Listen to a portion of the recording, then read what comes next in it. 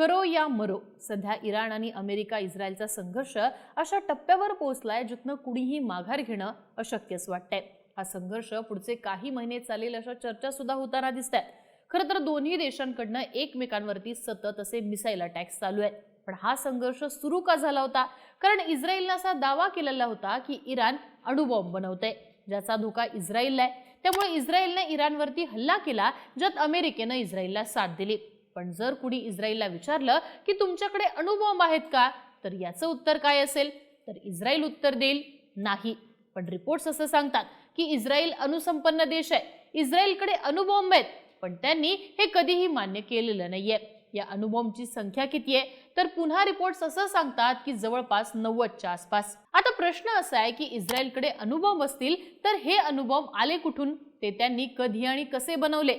इस्रायलनं आतापर्यंत अणुबॉम्ब असल्याचं मान्य का केलेलं नाहीये? सगळी माहिती या व्हिडिओच्या माध्यमातून जाणून घेऊयात। नमस्कार, मी आरती आणि तुम्ही बघताय बोल भिडू। तर या स्टोरीची सुरुवात होते 1948 साली।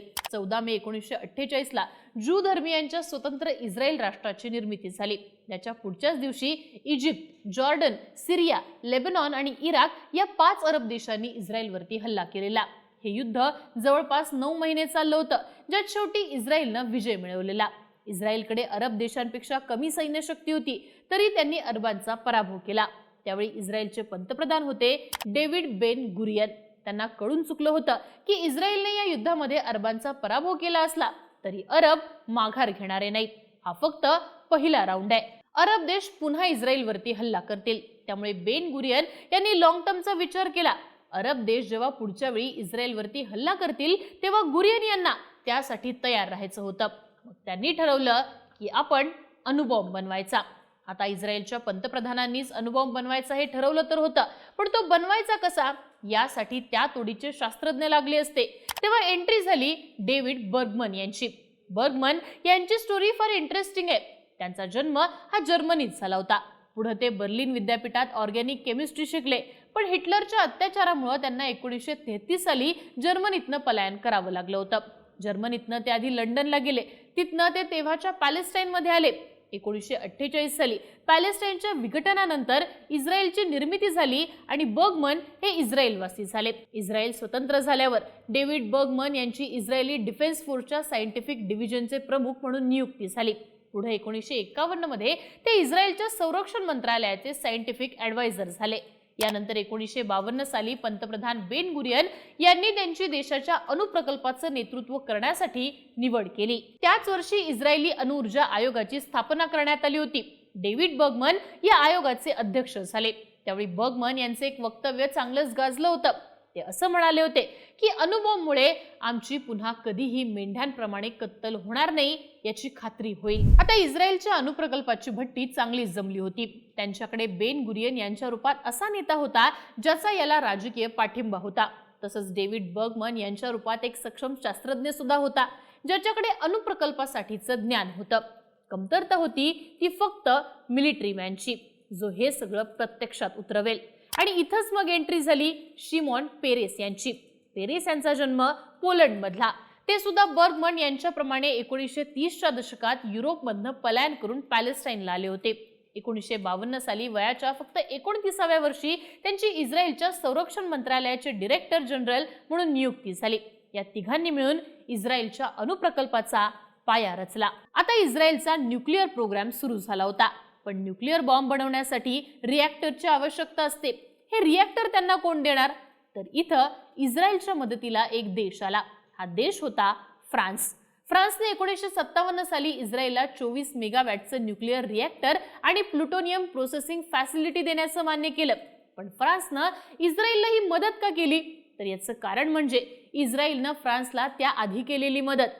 1956 साली जेव्हा सुएझ कालव्याच्या कंट्रोलसाठी फ्रान्स आणि ब्रिटननं इजिप्तवरती हल्ला केला होता, त्यावेळी झालेल्या युद्धात इस्रायलनं या 2 देशांची मदत केली होती।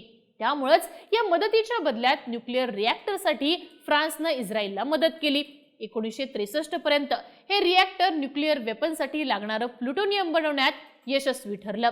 आता इस्रायलचा हा सगळा न्यूक्लिअर प्रोग्राम दक्षिण इस्रायलच्या एका शहराजवळ सुरू होता। या शहराचं नाव आहे डिमोना। डिमोना न्यूक्लिअर फॅसिलिटी दक्षिण इस्रायलच्या नेगेव वाळवंटात आहे। हे ठिकाण डिमोना शहरापासून 13 किलोमीटर आणि डेड सी पासून जवळपास 30 किलोमीटर अंतरावर आहे. ऑफिशियली हे ठिकाण नेगेव न्यूक्लिअर रिसर्च सेंटर म्हणून ओळखलं जातं. पण हेच ठिकाण इस्रायलच्या न्यूक्लिअर प्रोग्रामचं केंद्र आहे. 1960च्या दशकात इथं न्यूक्लिअर बॉम्ब बनवण्याची प्रक्रिया सुरू होती. पण इस्रायलनं या बाबतीत प्रचंड गुप्तता पाळली. एकेकाळी इथं 2500 पेक्षा जास्त फ्रेंच वर्कर काम करत होते असं सांगितलं जातं. पण हे सगळं अत्यंत गुप्तपणे चालू होतं. इथं राहणाऱ्या वर्कर्सना घरी पत्र लिहिण्याची सुद्धा परवानगी नव्हती. खरं तर सुरुवातीला इस्रायलच्या या न्यूक्लिअर प्रोग्रामला अमेरिकेचा विरोध होता. इस्रायल अणुबॉम्ब बनवतोय हे अमेरिकेला माहिती होतं. त्यामुळे त्यांना रोखण्यासाठी अमेरिकेनं इस्रायलवरती दबाव टाकण्याचा प्रयत्नही केला होता. 1960 साली जेव्हा अमेरिकेच्या हाती डिमोना प्रकल्पाचे काही फोटो लागलेले, तत्कालीन अमेरिकन राष्ट्राध्यक्षांनी तेव्हा इस्रायलला याबाबत प्रश्न विचारला. तेव्हा इस्रायलकडनं उत्तर आलं की हे सगळं शांततेसाठी चालू आहे. इस्रायलचे पंतप्रधान बेन गुरियन यांनी देशाच्या संसदेला सुद्धा हेच सांगितलं. इस्रायलला विजेची आवश्यकता आहे, यासाठी न्यूक्लिअर पॉवर हाच एकमेव उपाय आहे असं ते म्हणाले होते. पण अमेरिकेचा यावरती विश्वास बसला नाही. इस्रायल गुप्तपणे न्यूक्लिअर बॉम्ब बनवतोय याची खात्री अमेरिकेला होती. अमेरिकेला फक्त इस्रायलकडनं अधिकृत प्रतिक्रिया हवी होती. त्यानंतर 1961 साली जॉन एफ केनेडी अमेरिकेचे अध्यक्ष झाले. सत्तेत येताच त्यांनी इस्रायलवरती दबाव टाकायला सुरुवात केली. त्यांनी अमेरिकेची टीम नियमितपणे इस्रायलमध्ये येऊन निरीक्षण करेल यासाठी इस्रायलला भाग पाडलं.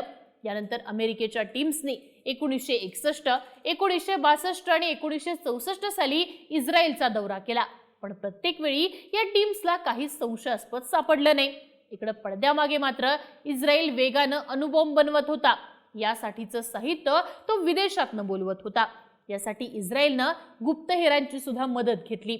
1965 साली शिमॉन पेरेस यांनी एक स्टार गुप्तहेर हायर केला. त्याचं नाव होतं अर्नॉल्ड मिल्चन. मिल्चन हे एक हॉलिवूड प्रोड्युसर होते. त्यांनी mister and Mrs Smith, LA confidential आणि 12 इयर्स ऑफ स्लेव्ह यांसारखे प्रसिद्ध पिक्चर्स प्रोड्यूस केलेले आहेत. ते इस्रायली होते, त्यामुळे पेरेस यांनी त्यांच्याशी संपर्क साधला आणि ते या मिशनमध्ये सहभागी झाले. मिल्चन यांनी आपल्या कनेक्शनचा वापर करून न्यूक्लिअर प्रोग्रामचं ब्लूप्रिंट मिळवलं. आता इस्रायलला अणुबॉम्बसाठी लागणारं युरेनियम ते नेमकं कसं मिळालं, तर याबाबत सुद्धा एक थिअरी आहे. झालेलं असं की 1960च्या दशकात अमेरिकेच्या ऑटोमिक एनर्जी कमिशनच्या लक्षात आलं की अमेरिकेच्या न्यूक्लिअर मटेरियल्स आणि इक्विपमेंट कॉर्पोरेशन मधनं 200 ते 300 पाऊंड युरेनियम गायब झालेलं आहे. या युरेनियमचं प्रमाण एवढं जास्त होतं की ते 1 किंवा 2 अणुबॉम्ब बनवण्यासाठी पुरेसं होतं. न्यूमेकचे संस्थापक आणि अध्यक्ष झल्मन शापिरी यांचे इस्रायलशी संबंध होते. त्यामुळे बेपत्ता युरेनियम मागे इस्रायलचा हात आहे असा संशय त्यावेळी व्यक्त करण्यात आला. पण या बाबतीत कोणतेच ठोस पुरावे समोर काही आले नाहीत. त्यामुळे हे इस्रायलने केलं का याबाबत काहीच सांगता आलं नाही आणि या संदर्भातला संशय आणखीनच वाढला. आता इस्रायलकडे फ्रान्सनं दिलेलं न्यूक्लिअर रिॲक्टर होतं. न्यूक्लिअर प्रोग्रामचं ब्लूप्रिंट सुद्धा होतं. त्यांना आवश्यकता होती ती फक्त हेवी वॉटरची. यासाठी आणखीन एक देश इस्रायलच्या मदतीला धावून आला. हा देश होता नॉर्वे. नॉर्वेनं युनायटेड किंगडमला त्यांच्या न्यूक्लिअर प्रोग्रामसाठी हेवी वॉटर पुरवलं होतं. पण त्यांच्याकडे अजूनही ते शिल्लक होतं. हे उरलेलं हेवी वॉटर इस्रायलनं खरेदी केलं. आता प्रश्न असा आहे की या सगळ्या गोष्टी घडत असताना त्याची पुसटची सुद्धा कल्पना अमेरिकेला का आली नाही, तर याचं कारण म्हणजे इस्रायलनं घेतलेली खबरदारी. हे सगळं डिमोना न्यूक्लिअर सेंटरमध्ये जमिनीखाली चालू होतं. तिथं जाणाऱ्या लिफ्टचा रस्ता लपून ठेवण्यात आलेला. अमेरिकन टीम जेव्हाही इन्स्पेक्शनला यायच्या तेव्हा त्यांना फक्त वरचं रिॲक्टर दिसायचं. त्याखाली लपलेला न्यूक्लिअर प्लांट ते शोधू शकले नाहीत. अमेरिकेचं स्पाय प्लेन सुद्धा त्याला शोधू शकलं नाही. अशा प्रकारे 1967 पर्यंत इस्रायलनं गुप्तपणे 2 ते 3 न्यूक्लिअर बॉम्ब बनवले. आता सगळ्यात मोठा प्रश्न होता तो म्हणजे हे बॉम्ब टेस्ट कुठे करायचे. खरं तर इस्रायलचा न्यूक्लिअर बॉम्ब ज्या वर्षी बनून तयार झाला त्याच वर्षी अरब देश आणि इस्रायल यांच्यात दुसरं युद्ध झालं. हे युद्ध 6 डे वॉर म्हणून ओळखलं जातं, कारण इस्रायलनं या युद्धात अरबांना फक्त 6 दिवसात धूळ चारलेली. या युद्धादरम्यान सायनाय वाळवंटात न्यूक्लिअर टेस्ट करायची अशी इस्रायलचा त्यांचा प्लॅनिंग होतं. पण ती वेळच काही आली नाही. त्यामुळे त्यांनी दुसरा मार्ग अवलंबला. 1968 पर्यंत अमेरिकेला कळलं होतं की इस्रायलकडे न्यूक्लिअर बॉम्ब आहेत, पण तोपर्यंत बराच उशीर झाला होता. अमेरिका आता काहीच करू शकत नव्हती. याचं कारण म्हणजे अमेरिका त्यावेळेला अण्वस्त्र प्रसार बंदीचा करार डिस्कस करत होती. अमेरिकेला न्यूक्लिअर बॉम्ब फक्त 5 देशांपुरतेच मर्यादित ठेवायचे होते. हे देश होते America, France, UK, Soviet union आणि चीन. जर अमेरिकेनं इस्रायलकडे न्यूक्लिअर बॉम्ब आहेत हे जाहीर केलं असतं तर अरब देशांनी हा करार कधीच मान्य केला नसता. त्यामुळे अमेरिकेला नाईलाज असतं इस्रायलकडे असलेल्या न्यूक्लिअर बॉम्बचं गुपित बाहेर काही आणता आलं नाही. शेवटी अरब देशांनी हा करार मान्य केला पण इस्रायलनं नाही. आता फक्त इस्रायलनं त्यांच्याकडे असलेला न्यूक्लिअर बॉम्ब टेस्ट करणंच बाकी होतं. हे घडलं 1979 मध्ये. त्या वर्षी अमेरिकेच्या सॅटेलाइटला दक्षिण आफ्रिकेजवळच्या समुद्रात काहीतरी संशयास्पद हालचाल जाणवली. इथंच इस्रायलनं आपली न्यूक्लिअर टेस्ट केली होती. अमेरिकेच्या हे लक्षात आलं पण अमेरिका काहीच करू शकली नाही. या न्यूक्लिअर टेस्टसाठी दक्षिण आफ्रिकेनं इस्रायलची मदत केली. या बदल्यात इस्रायलनं दक्षिण आफ्रिकेला न्यूक्लिअर बॉम्ब बनवण्याची माहिती पुरवली आणि अशा प्रकारे इस्रायल अखेर अण्वस्त्र संपन्न देश झाला. या घटनेला आता जवळपास दशक उलटून गेलेलं आहे पण इस्रायलनं अजूनही त्यांच्याकडे अणुबॉम्ब आहे हे मान्यच केलेलं नाहीये. इस्रायलची पॉलिसी ही आहे की ते त्यांच्याकडे अणुबॉम्ब आहेत हे मान्यच करत नाहीत किंवा अणुबॉम्ब नसल्याची पुष्टी सुद्धा करत नाहीत. पण त्यांच्याकडे 80 ते 90 अणुबॉम्ब असल्याचं वेगवेगळ्या रिपोर्ट्समधनं समोर आलेलं आहे. खरं तर सध्या सुरू असलेला इराण इस्रायल संघर्ष हा सुद्धा इराणच्या अणुप्रकल्पामुळे चालू झालेला आहे. इराणनं अणुबॉम्ब बनवू नये असा इस्रायलचा प्रयत्न आहे, ज्यात त्यांना अमेरिकेची सुद्धा मदत मिळतेय.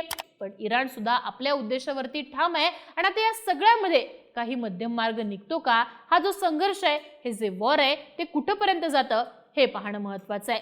पण या सगळ्यामध्ये चर्चा चालू आहे ती म्हणजे इस्रायलनं अमेरिकेच्या नाकावर टिच्चून अणुबॉम्ब बनवल्याची. या सगळ्याबद्दल तुम्हाला काय वाटतं? तुमची मतं आणि प्रतिक्रिया आम्हाला कमेंट बॉक्समध्ये लिहून कळवा आणि बोलबिडूच्या YouTube चॅनलला नक्की सबस्क्राईब करा.